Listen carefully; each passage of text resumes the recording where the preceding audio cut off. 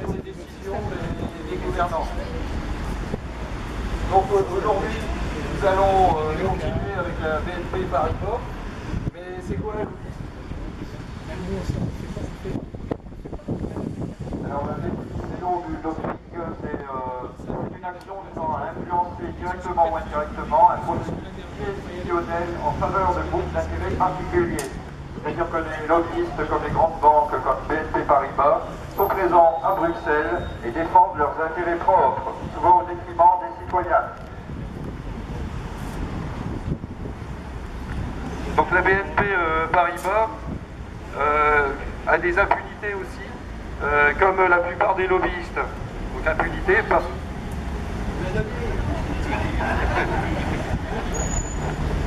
Donc au niveau fiscal, ce sont 32% des produits nets bancaires qui partent dans des paradis fiscaux. Et 26% des filiales d'ailleurs qui sont même dans ces paradis fiscaux. C'est quoi un paradis fiscal au fait? Alors qu'est-ce qu'un paradis fiscal? C'est une zone où on peut mettre son argent, où les grandes banques mettent leur argent, les multinationales, et c'est pour échapper à l'impôt. C'est des zones où on est détaxé, où personne ne s'intéresse d'où provient l'argent et surtout où il ira. Et ainsi ça échappe à l'impôt et ça ne financera pas notre santé publique, l'éducation nationale ou les politiques environnementales.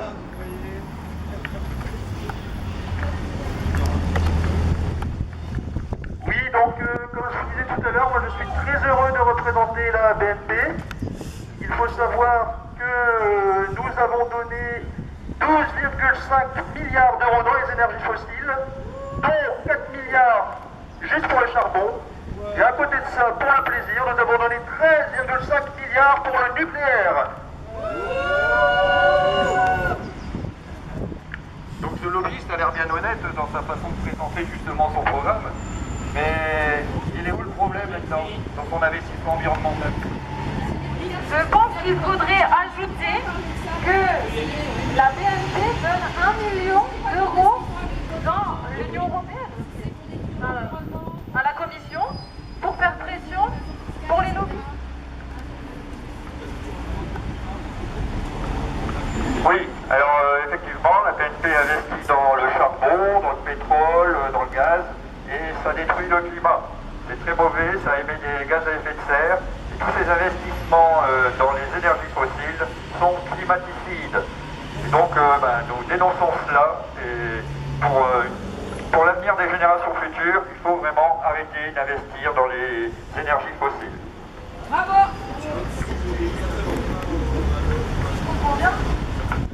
Je comprends bien, lutter contre les lobbies, c'est aussi lutter contre le réchauffement climatique. Tout à fait, c'est ça. Quand on lutte contre les lobbyistes, on lutte aussi en faveur du climat. Il faut savoir aussi que donc, la Société Générale, malgré les bénéfices qu'ils ont pu faire actuellement, ils ont sacrifié donc 6 000 emplois. Ce qui veut dire qu'au niveau sociétal, c'est une catastrophe. Donc c'est pour ça que c'est important, très important de voter. On va voter donc les européennes. Et oui, ne votez pas, faites comme d'habitude, n'allez pas voter et votez pour les mêmes personnes si vous votez, parce que nous, on arrive bien à laisser le même système, il n'y a pas de souci. Non mais attends, soyez pas d'accord, madame Louis, qu'est-ce que tu fais? Moi j'ai entendu parler d'une pétition là-bas, donc il y a des signés, qui a déjà recueilli 500 signatures contre justement la pression qui est faite par les lobbies au niveau européen. Est-ce que ça marche? Comment on peut faire? Oui, il faut signer la pétition, mais surtout il faut aller voter. Il faut aller voter pour des partis qui luttent pour le climat et qui dénoncent les lobbyistes.